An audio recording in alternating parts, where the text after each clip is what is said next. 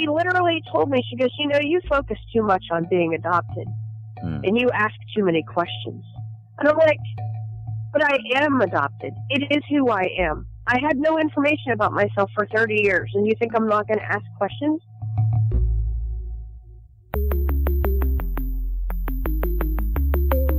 Who am I? Who am I? Who am I? Who am I? Who am I? Who am I? Who am I? This is Who Am I, Really? A podcast about adoptees that have located and connected with their biological family members. I'm Damon Davis, and on today's show is Jennifer. She called me from Wellsburg, West Virginia, where she's a caregiver for the elderly. Jennifer is transracially adopted, but I have to admit, not in the way I usually think of that kind of adoption. She stood out in her family, and her family stood out in their community. Jen shared that she was completely closed to looking for her birth relatives until she got some stark examples of the importance of knowing your family's medical history. When she found her birth family, one of her gut feelings about her birth mother during her search was confirmed. But she also learned a crazy, cruel irony about her high school past. In the end, Jen experienced a secondary rejection from her birth family after she made a mistake at a huge family function. As you listen, decide for yourself what you think the factors were in that rejection. Was that misstep as major as her family made it seem, or were the history of guilt about hiding the truth, or even the early onset of mental illness also factors? This is Jen's journey. Jennifer's adoptive father's relatives are from Spain, and he grew up in Pittsburgh. He got a PhD in chemistry, then took a job with a pharmaceutical company, working for a while in Mexico City. Her adopted mom was her father's secretary there. They fell in love, and her mother got pregnant immediately, giving birth to Jen's older sister. Then her father took a job back in Pittsburgh, so he moved his young family back to Pennsylvania. Jennifer's mother wanted a big family, but after several miscarriages and her husband's health problems, they were starting to settle into the notion that it would just be the three of them. Our neighbor, who was a nurse, I don't know the connection here, exact details, and she has since passed away, so I can't ask her, but she somehow knew the doctor who delivered me, who was my birth mother's doctor. He worked at Allegheny General Hospital in Pittsburgh, and his name was Dr. Bell, and he was known for, and I'll say in air quotes, helping girls in trouble. So she had mentioned this to my parents, that there's these babies up for, adoption eventually, and would you be interested? And my parents thought about it, and we said, okay. Jennifer's parents didn't hear anything back for a while. Then they received a phone call. They were informed that there were a couple of different babies available for adoption, and her parents should go have a look. Jennifer told me the viewing of babies like they're puppies has always been a sore spot with her. When her parents arrived, the recently born babies had families already, so they went home. Sometime later, and I only know this story because I heard my mom tell it so often, my mom says her and my dad were in the dining room painting. She was up on a ladder, and the phone rings. And she heard my dad on the phone. He goes, well, you better tell her. He hands the phone to my mom, and our neighbor who was a nurse said, there was a baby girl born this morning, and she's yours if you want her. And my mom said immediately yes, and her hands were shaking, and they went and dropped everything and went to the hospital, and she was able to hold me that first day. Her mom dressed her at the hospital that very first day, but Jennifer had to stay in the hospital for a week. Among other issues, her mother tried to hide her pregnancy, but her methods caused problems for Jennifer's development in her womb. Because she wore a girdle while she was pregnant, my right foot was bent in such a way that my toes were touching my shin. So they had to do x-rays and put a cast on my foot and that kind of stuff to correct it. So yeah, my parents brought me home a week later, and my sister, their biological daughter, is 9 years older than me. Okay. And, so it was like all of a sudden they had to prepare for a baby. As far as I know, everybody in the neighborhood knew I was adopted, and I am of European descent. I am blonde. I am as pale as you get, freckles. So obviously, I'm not Latino. And your father was of what nationality? He was Spanish. Mm-hmm. So, and he had black hair and dark skin and brown eyes, and my mom had brown hair and brown eyes. Jen says that there was such an age gap with her and her sister that there was no sibling rivalry. They just weren't the same age to be in contention with one another. When Jen was starting school, her mother pulled her aside to have a conversation about adoption. So when I started kindergarten, I think my mom was worried that I didn't know I was adopted, even though it was never a secret. So she kind of, had to, I guess in her way, she was reminding me, Mm-hmm. And I have a very vivid memory of this. I was about 6 years old, 5 or 6. She was like, well, honey, you know that, you're adopted. And I must have asked her, what does that mean? And she said, well, I'm not your real mom. Your mom couldn't keep you. And the only information we had all my life was that they were teenagers from the North Hills of Pittsburgh. That's all we knew. Mm-hmm. And I had a tantrum, and I wasn't one of those kids that would do that. Mm. But I can remember kicking and screaming and saying, where's my mom? Why doesn't she want me? I want my real mom, and all this. And I can't even imagine how painful that must have been for my adoptive mom, to see me going through that. But I did. And it was hard. It was a really emotional time. Yeah, I'll bet. I mean, it's great that she told you. And you did mm-hmm. grow up with the knowledge, but that's a volatile time there where a child is starting school. They're already sort of going to be in a place of comparing themselves to other children, and then they get this huge piece mm-hmm. of news dropped on them. Jen's mom was afraid one of the children in her school was going to spring the news that she was adopted on her. Jen says her neighborhood was an upper-class, white-collar enclave, so their family was the minority because there were nearly no families of color, and her adoption was well known. She talked about her relationship with her adopted parents. My dad, he had a lot of issues. Are you aware of the Elephant Man? You've heard that story, I'm sure. Mm-hmm. My dad had 2 of the 3 ailments that he had. Oh. One is called acromegaly, which means enlarged extremities, and then fibrous dysplasia, which he would get fibrous growths of calcium in different parts of his body. So he was disfigured. He had a very large head, large hands, large head, mm-hmm. Or feet. His head wasn't shaped quite right. And he had to go through multiple surgeries when I was a little kid and stuff. But my dad was my hero. He was my go-to. I never really had the bond with my mom that I don't know if it's primal wound caused or what. My mom and I were like oil and water. Really? My dad and I would have these fantastic conversations, and he was my rock. Mm-hmm. And my mom and I just butted heads. When Jen was 14, her sister, who was 23, got married and moved away. That left Jen and her parents at home together. She said that as an adoptee in adolescence, she leaned toward being the people-pleasing child, not really acting out. But I had this anger in me that I didn't understand. And I was really, really, really angry at my birth mother when I was a kid. I mean, really angry. From that tantrum that I had, I held on to that all through my adolescence. Yeah, I was going to ask if it ever subsided. No. So, it has now, as I grew up and I learned about her. I was very angry, and then because of my family being so different from me, I always felt the need to explain it. So, because something would come up about Mexican stuff, and I'd be like, oh, yeah, my mom's Mexican. Immediately, people look at you like you got an eye in the middle of your forehead, huh? How's that happen? Yeah. Because I'm blonde.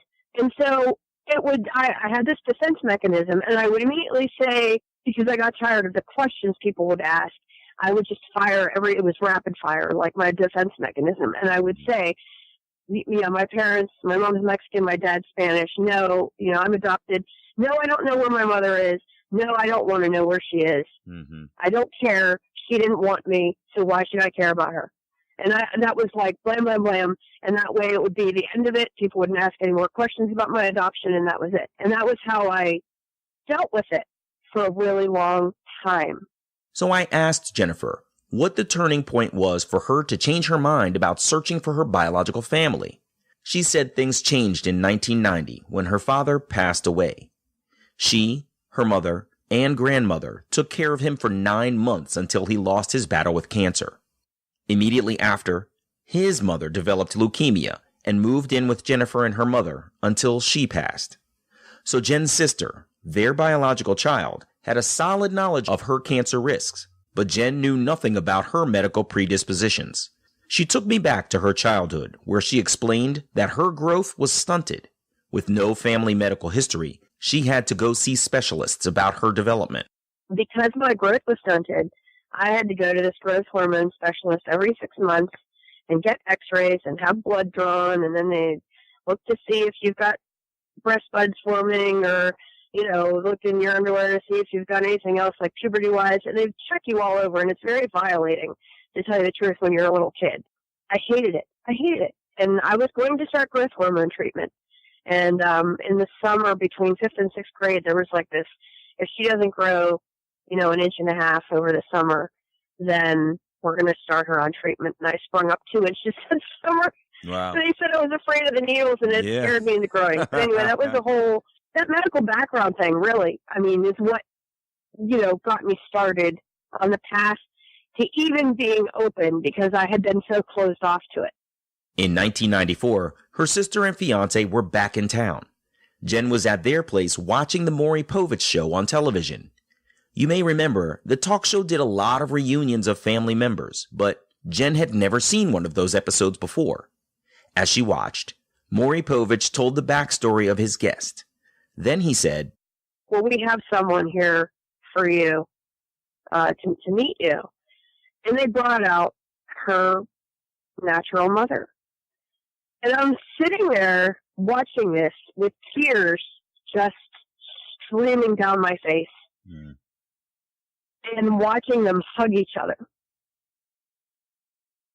Sorry, I get choked up about this. It's okay. Watching them hug each other, and I'm sitting there, and I'm watching these 2 women sitting beside each other, and I'm just analyzing everything. And they've got these similar features, and the way they move is similar. And I was just like really moved by it. And then the birth mother says to her daughter, she says, "I never stopped thinking about you." And that's when I was like, wow, maybe my mother's thinking about me too. At the end of the show, they listed online reunion registries for people to enter their personal information. Jen jumped on her sister's computer and stayed there for hours. I was so fascinated by how many people were out there looking. She kept going back to her sister's place, staying for hours at a time, hunting online for different reunion registries, entering her own information in each one, and searching for info that other people had entered that could have matched with her. In 1999, after 5 years of searching, Jen had a bad feeling about her search. I don't know if it was gut feeling or what, but I started saying, if she's not out there looking for me, she must be dead. And that was just the feeling I had. So, Jen has shared how she had a tantrum as a child when she learned she was adopted, and that she had deep-seated anger as a teenager. She shares a little bit about how her adopted mom felt about her search. My adoptive mom was not crazy about me searching at the beginning. I had asked her to get my adoption records a few times, and she was real hesitant about it until I made a point and was like, I need these. They're mine. Yeah. I'm an adult. I want to know, what's in them, and, could you please get them? And she worked right next to the bank, and she kept saying, "Oh, I forgot." And I'm like, really? And it wasn't until like this one day I flipped out on her because I couldn't get through to her how important this was to me. Right. And I said, "Look, you're still my mom. You have always been my mom." At this point, I was like maybe 27. I'm like, "You've been my mom for 28 years. Even if I find them, that's not going to change that." Mm-hmm. And that's when she finally was like, okay, and the next day she had them for me. Of course, the contents of the documents were fairly innocuous, but they were still tangible artifacts of Jen's adoption. She saw her adoption decree, papers signed by the lawyers, and her amended birth certificate. In 2001, Jen was part of a Yahoo listserv organized by a birth mother who was working hard to reunite families. She was well versed on what a person needed to do to search in Pittsburgh, suggesting a specific intermediary Jen should request in the orphan's court who was sensitive to the needs of adoptees trying to gain access to their information. Jen mailed her intermediary request in April 2001. The intermediary also offered to help locate Jen's birth family after she received her information. June 18th was a phone call that changed my life. And it was a Monday, and I was babysitting my niece, and thankfully she was napping. And she called me, and she said, I found them. And I was like, really? And she's like, your grandparents have never moved. They still live in the same house. Wow. And that's when she told me, and I'm like, and I asked her, and I said, what was my mother's name? And she said, your mother's name is Deborah. And I swear to God, Damon, when she said it, what flashed in my mind was, oh yeah, like as if I had known it. Yeah. Wow. Back in my memories my whole life. But because I hadn't heard it again since I was in utero, I had forgotten it. But as soon as she said it was Deborah, I was like, oh my God, I knew that. Somehow, like I felt like I knew it. That's unreal. And then she proceeded to tell me, she goes, unfortunately, she has passed away. And it was weird. Like I recently drew a picture trying to illustrate that moment because I've been listening to all these adoption podcasts lately, and it's brought a lot of stuff to the surface. Yeah.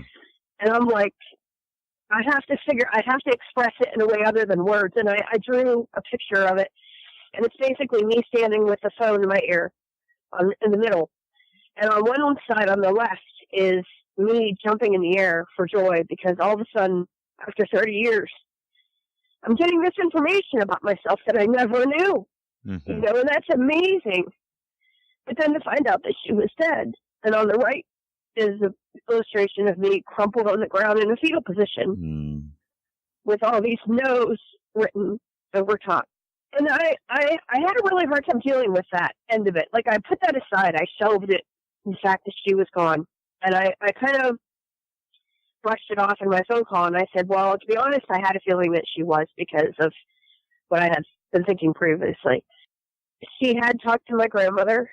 By that point in time, that's how she knew she was deceased. And she goes, your grandmother's waiting for you to call her. So I hung up the phone with her, and I called my grandmother and heard her voice for the first time. And she said, we've wondered about you. At the time of that call, Jen pushed aside dealing with the knowledge that her birth mother was gone. But she admits she ended up having a hard time dealing with the news when she faced things later. I asked Jen about that first conversation with her grandmother, but wait until you hear about the memories her grandmother triggered for Jen. It was in that conversation with my grandmother that I got, it's not bad enough that your mother's deceased. She says, we're talking about this, that. And she goes, what high school did you say you went to again? And I told her, I said, I went to Fox Chapel. And she pauses and she goes, I think your brother went to that high school. And I was like, wait, my what? Brother? Like, whoa, backpedal, And she's like, yeah, your mom had a son, she wasn't even done with high school when she was pregnant with him. Again, he was 3 years later. He had gotten expelled from his high school, and his other grandparents were raising him, and they wanted him to get his diploma, and so they paid tuition for him to go to my high school so that he could get his diploma. The crazy thing is, she told me his name, and I was like 98% sure I knew exactly who she was talking about. Are you kidding? And then I have to remember, he's a couple years younger than me. But I had to really think about it. And I was like, oh my gosh. And when I got off he was the same age as my best friend. And when I got off the phone with my grandmother, I called my best friend because she was in his grade. And I'm like, do you remember a guy named Tom from your class? And she's like, yeah, I think so. And I said, what do you remember about him? And she goes, he was an asshole. And I was like, oh no. Because then I knew I was right. Because he singled me out and bullied me. Are you serious? Yeah, You were unreal, right? bullied in high school by your own biological brother that you didn't know was your brother? Yep. Holy crap. I mean, that I had the biggest problem with that. I was so focused on that. I wasn't even thinking about my mother being dead at that point. I was just like, this is crazy. I'm like, only me, you know. Only you. Like, what? Oh, my God. You know, we didn't even have any classes together. There was this large area called a commons area, okay? Yeah. And he was hanging out in there with his buddy. And, like, I would walk past him. And, I mean, I got bullied a lot in school, so I always walked around with my head low, just like, leave me alone. I just wanted to get from one place to another without getting harassed. And he would follow me and call me names and pick on me and knock my book bag off my shoulder and all that crappy bully crap that they do, you know. And it's just, like, unreal that that's my brother.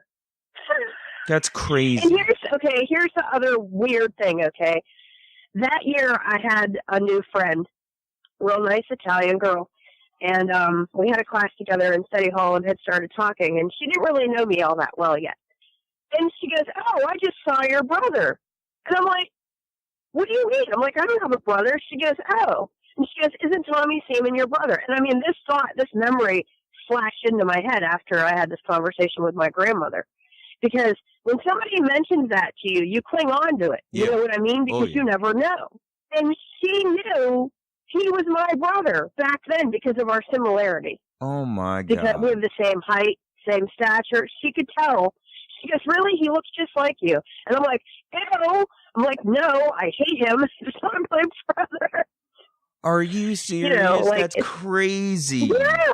She saw him and you. She had the impartiality to look at you both, and she immediately thought, wow, that's crazy. Yep. That's I'm astonished, Jennifer. That is so crazy to me that you were bullied by your own biological brother and y'all didn't know you were connected. That's bananas to me. Younger brother yet. Younger. I told him, I said, you know, if I'd known you were my brother then, I'd have kicked your ass. Yeah, no doubt. So I was still interested to learn more about the rest of the conversation with her grandmother. Jen admitted she was an emotional mess during that conversation, and the news that her own brother had been her high school nemesis completely inhibited her ability to comprehend much else her grandmother said. So she doesn't have many details from that conversation. It was the things her grandmother said in later conversations that really stuck with her. One was that her grandmother had to tell Jen's uncle, her birth mother's brother, that she existed. Her grandmother told the story of taking Jen's mother to her own gynecologist, Dr. Bell, who completely laid out the plan for how to conceal the pregnancy. She would go to school with a doctor's note that released her from participating in gym class. They would tell everyone, including her uncle, that her mother had a fibroid tumor. Then he would take care of the rest. Yeah, so I was a fibroid tumor, and she had surgery to remove the tumor over spring break, and it was back to life as normal, and nobody knew the wiser. Her best friend knew. So she tells me that she's going to tell my uncle first. I'm like, okay. She's like, I'll call him tonight. And then we made a plan to meet on Wednesday. Here's the crazy thing. When my parents bought the house we're in, they bought it because we were able to walk to all the schools. And then I had to get bused to junior high. So for 2 years, while I was getting bused to junior high, I was rolling right past the cemetery where my mother is and all the maternal family. Oh, my gosh. Wow. How did that hit you when you figured that out? It was another, just another one of the mind-blowing aspects of it, you know? Mm-hmm. I'm like, it's one of the things where I'm like, oh, my God, I went past her every day for 2 years. She died in 1982, so she had recently been interred there. I was 11 when she died. Jen found out from the family how her mother died. Her uncle was having a hard time dealing with everything. She said he used to call her while he was drunk and mumble through stories of the past. Jen calls his intoxicated storytelling drunkenese. She pieced together from her uncle that Jen's mother struggled with her own problems, possibly stemming from having to give Jen up. She got married and had Jen's brother, Jen's future nemesis, but she struggled to raise him. His paternal grandparents took him into their home for his welfare. Then something tragic happened to end Jen's mother's life. What happened was she and the man she was dating at the time went on a camping trip, and they took my brother on this camping trip. When they came back, they dropped my brother off at his grandparents', and they had gone to a bar. The last that witnesses remember seeing of them was that they had been in an argument at the bar and then left. And then the version of what I got from my grandmother was, well, she didn't make it home alive. The drunkenese conversations I got from my uncle was that he had been, quote unquote, smacking her around.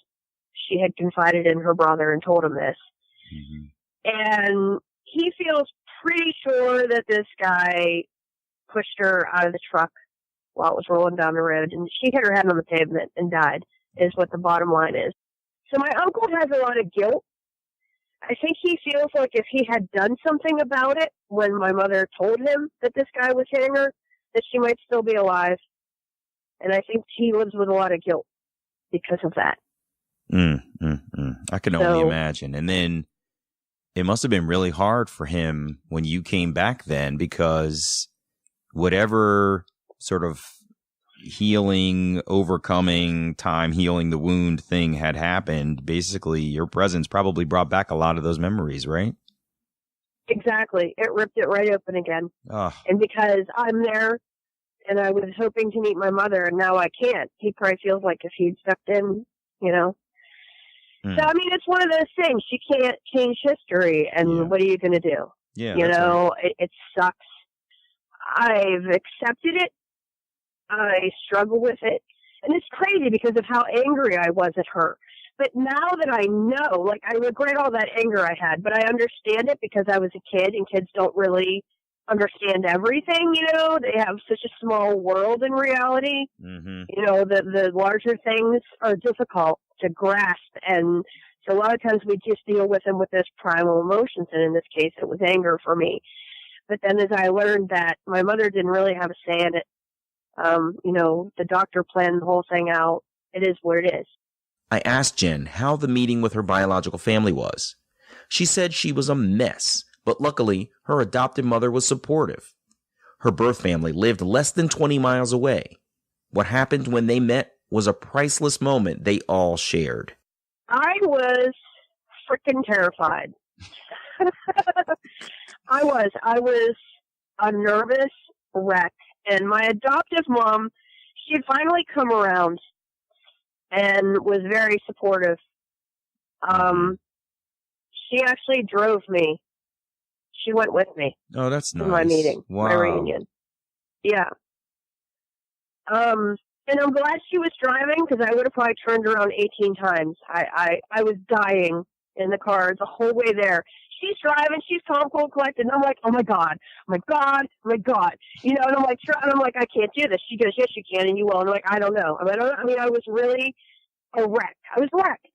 And we get there, and my grandmother comes out, and I'm looking at her, and I'm like, holy Christ, that's going to be me when I'm 70. Like, I'm not even kidding. I saw it, I looked at her, I'm like, oh my God. And she hugged me, and we hugged. And then her and my mom hugged. And they both thanked each other. Wow. My mom said, thank you so much. And my grandmother said, thank you so much for taking care of her for us. Wow. And I'll never forget that, you know. And then those two were like peas in a pod. They got along really, really, really, really well. But they did. They you know, it was amazing. And then I walked into the kitchen, and there's my uncle. And, you know, he hugged me so hard, it felt like he was going to break my back, you know? Jen also met her grandfather, an elderly man who laughed about the amazing moments that were unfolding before him. As she looked around her family, she noticed they all have the same hands, and her grandmother had a lazy eye, just like her uncle. It was the same lazy eye she inherited and had surgery on when she was a child. Jen said the night before the reunion, she went to her adopted mother's house to pull pictures from her childhood to show to her grandmother. we're all sitting around the dining room table. My grandmother's at the head of the table. My mom is next to her. I'm on the side closest to the kitchen doorway, and my uncle's just standing there, leaning against the wall, staring at me. Mm-hmm. Just, it was kind of creepy, but not, because I couldn't stop looking at him either. Yeah. I mean, he was just staring at me. And I was really like, it was really hard to be present because there was just so much, and like all these realizations are hitting you. And I'm sitting here, I'm going, oh my God, this is the house she was in when she was pregnant with me.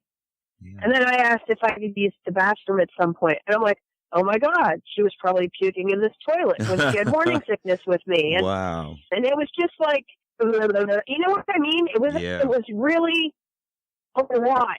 It's overwhelming. All at once. And you got to remember, I just learned about them 2 days earlier. Right. And now I was meeting them.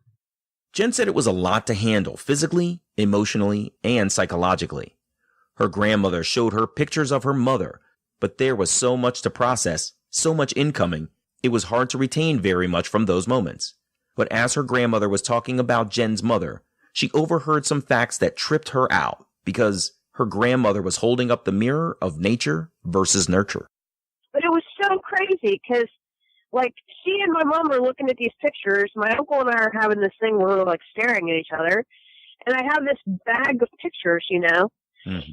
And my grandma is going to my mom. I hear her out of behind me. And she goes, oh, here's a picture of Deborah with her rabbit. And here's a picture of Deborah with her guinea pigs. And I'm like, wait a minute. And it just so happens the pictures I pulled. I'm an animal lover. Mm-hmm. My mother was too. And I'm like, okay, here's a picture of me with my rabbit. Like, here's a picture of me with my guinea pig. Oh, here's a picture of me with my hamsters. I love horses. And it was crazy to find out my mother had a horse up until she got married. Wow. In my support group, we had a lot of conversations about nature versus nurture. Mm-hmm. And it's insane how powerful that nature end of it is. I mean, it really is. It is so strong.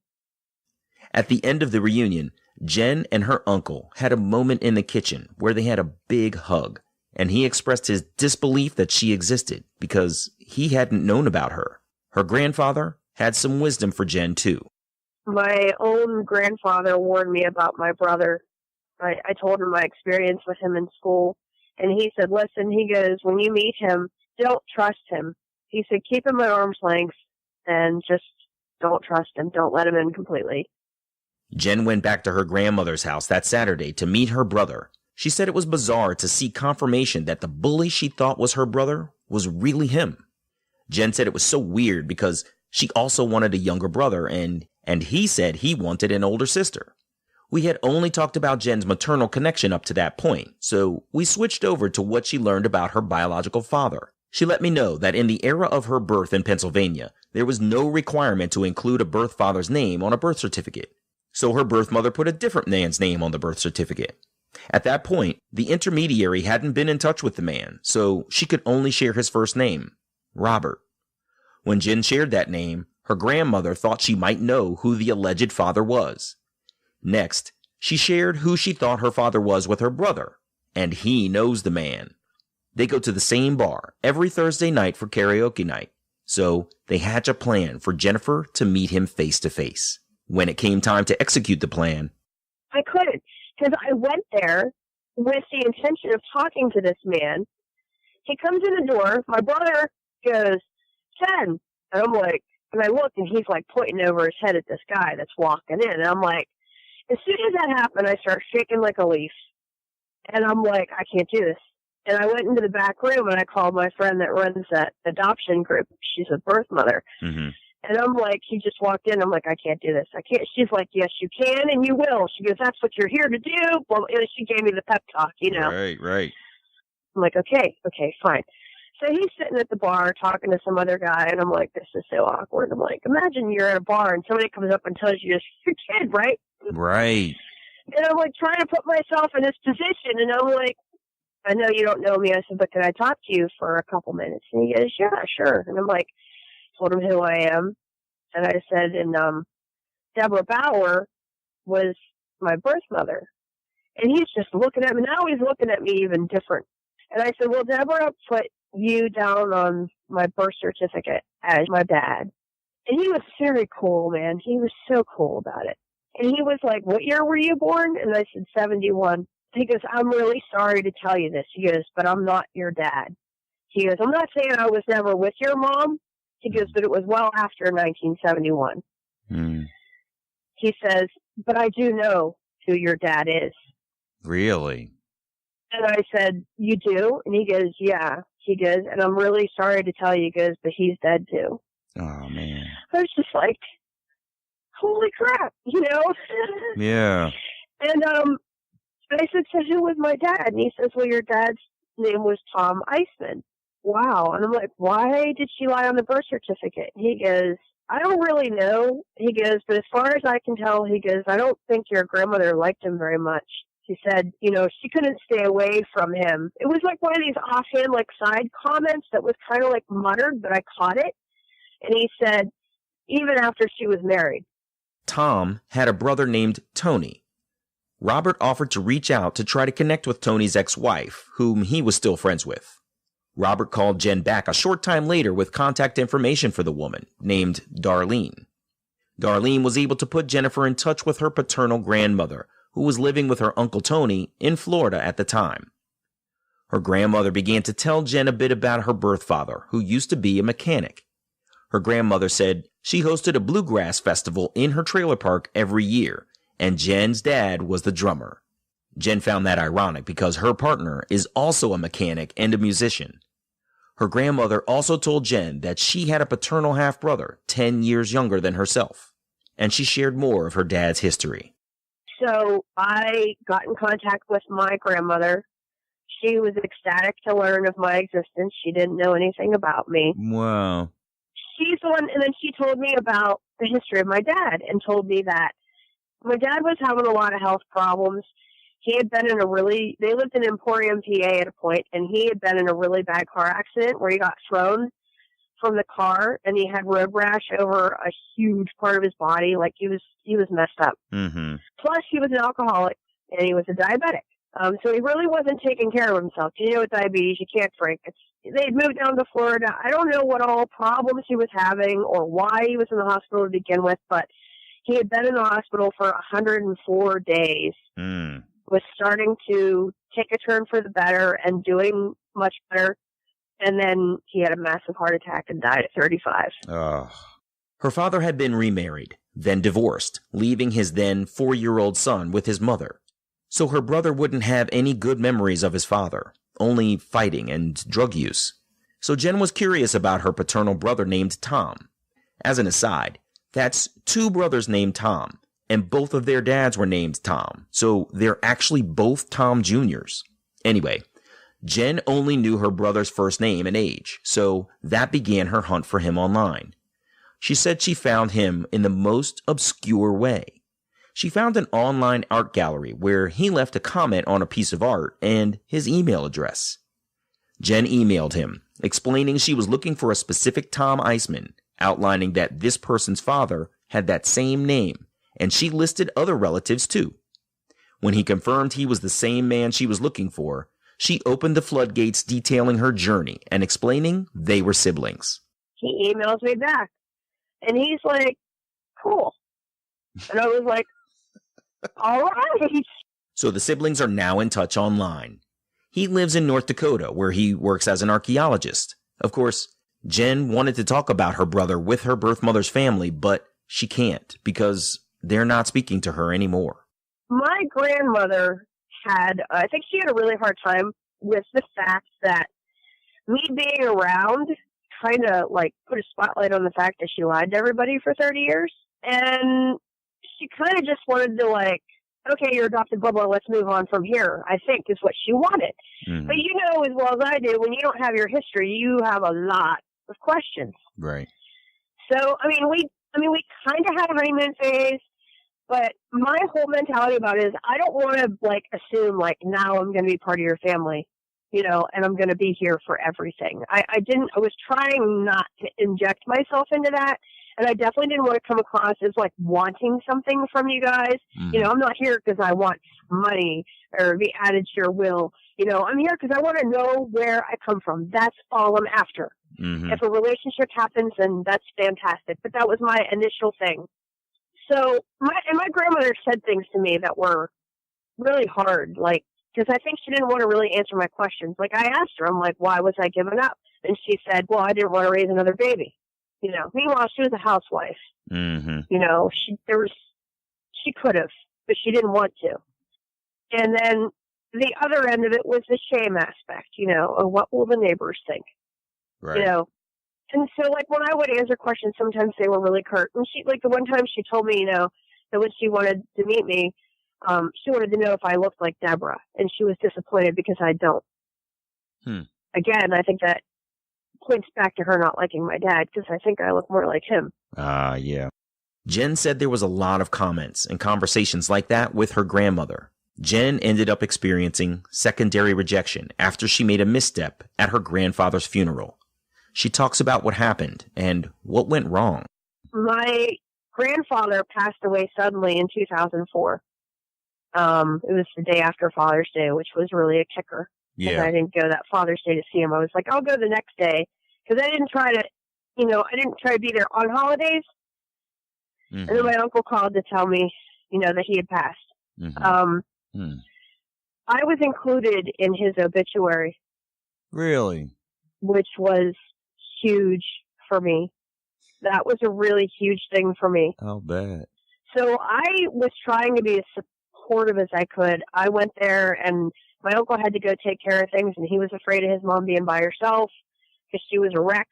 So I went and stayed with her for like the whole day while he was doing funeral arrangements and stuff. And then I was there for the viewing. I was there with the family. I mean, I wasn't aside.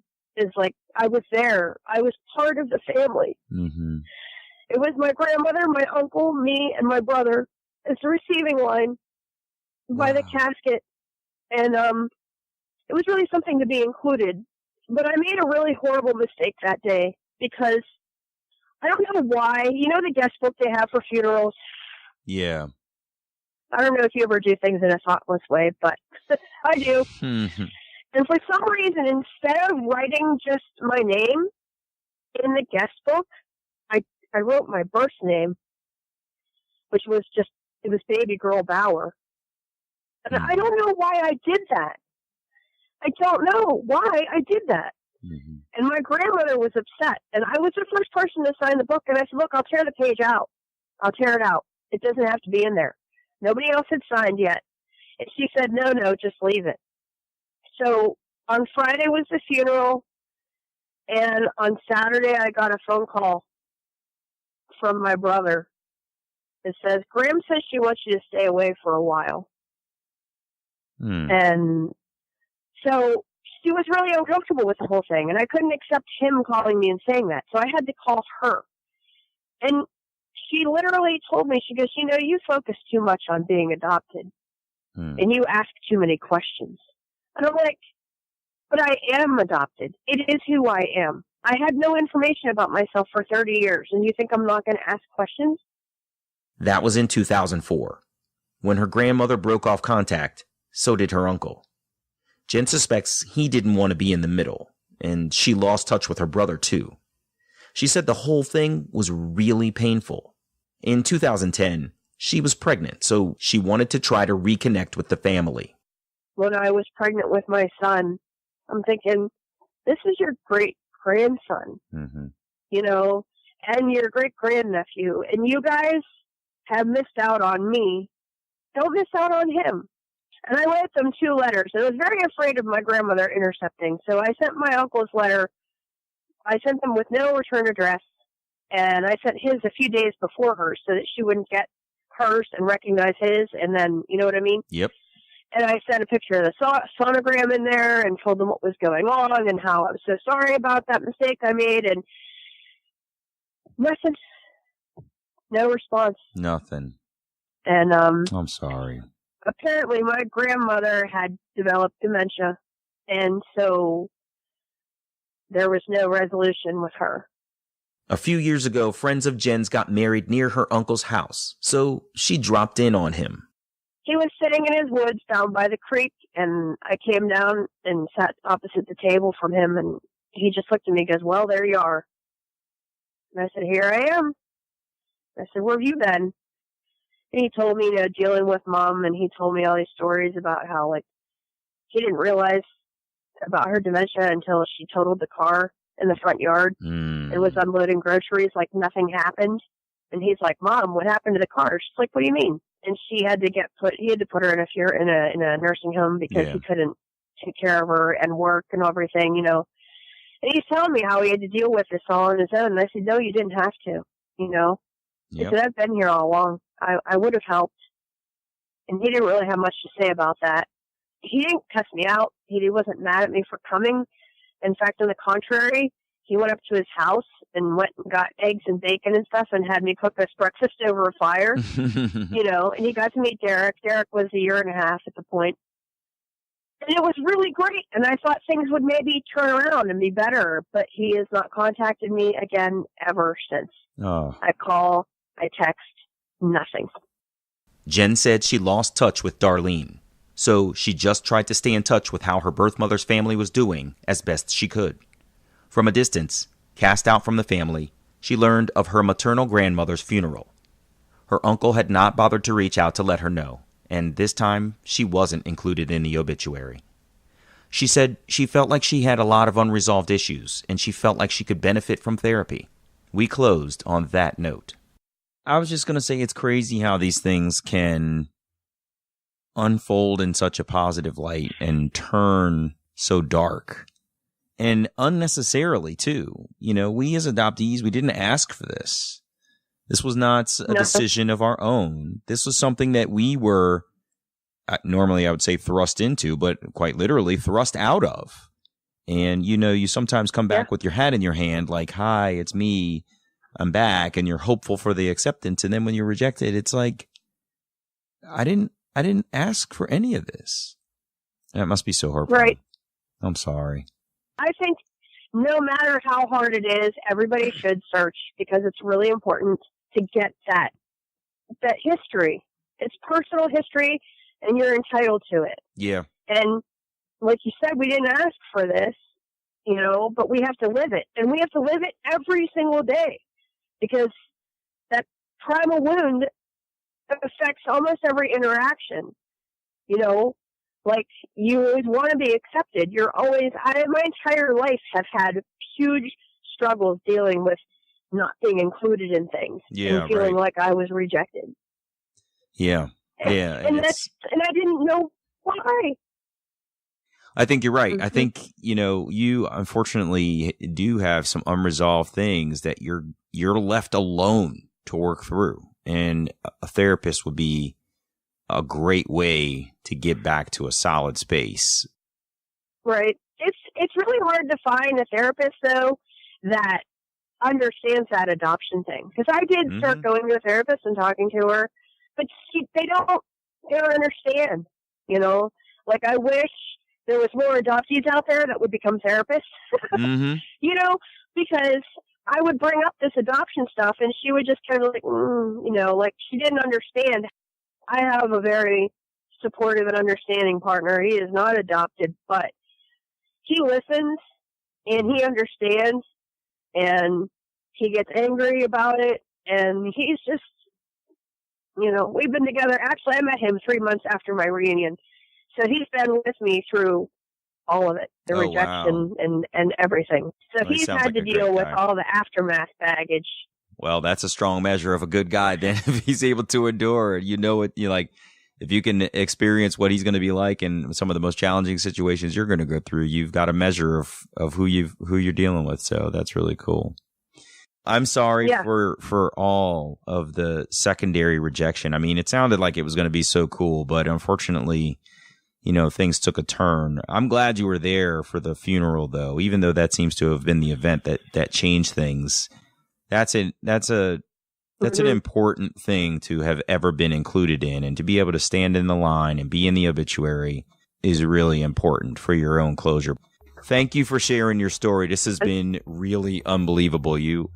I was in tears with you at many different points, and I feel, where you're coming from. So thank you for your bravery and sharing your story.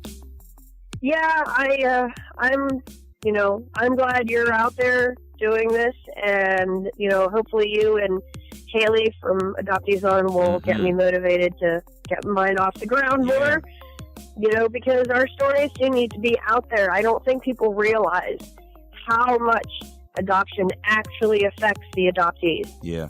Well, Jen, thank you so much. Thank you for doing this. Yeah. And hearing my story. It's good to talk about it. Thank you again. And I'll keep listening. We're here, and we're going to be listening to yours, too. So get yourself on the mic and ready to go. Yeah, I will. I will. Take care, Jen. Talk to you later. Thank you very much, Damon. Of course. Bye-bye. All right, bye. Hey, it's me. When Jen said she was a petite blonde raised in a Latino family, her story presented me with an interracial mix of adoption that I hadn't experienced before, and I was fascinated. She talked about her mother, pointing out to her that she was born to another woman, her tantrum in the moment, and subsequent teenaged anger that were demonstrative of the effects that adoption can have on a person. In high school, we've all had experiences with bullying, whether you were bullied yourself, took part in the aggression, or simply witnessed it from afar. But can you even imagine what it would be like to learn your tormentor was a biological brother of yours? Most people are so excited to escape that torture, but now she knows she's related to him for life. I loved hearing that her maternal family included her in her grandfather's funeral, but it was sad to hear that what I thought was an easily corrected mistake was used against Jen to shut her out of the family. We all make mistakes, act out of impulse, and wish we could take something back. Adoptees walk on eggshells for a long time, trying to figure out when it's the right time to ask a burning question and trying to avoid costly missteps. I wish Jen had been granted forgiveness, but now with her grandmother's passing, that door is closed. If you'd like to hear more from Jen, you can check out her podcast, Conversations About Adoption. Another show that has been an inspiration to us both is Haley Radke's Adoptees On. I'm Damon Davis, and I hope you'll find something in Jennifer's journey that inspires you, validates your feelings about wanting to search, or motivates you to have the strength along your journey to learn, who am I, really? If you would like to share your story of locating and connecting to your biological family, visit whoamireallypodcast.com/share. You can also find the show at facebook.com/WAIReally, or follow me on Twitter at WAIReally. And please, if you like the show, you can subscribe to Who Am I Really on Apple Podcasts, Google Play, TuneIn Radio, or wherever you get your podcasts. And while you're there, take a moment to share a rating or leave a comment. Those ratings can help others find the podcast too.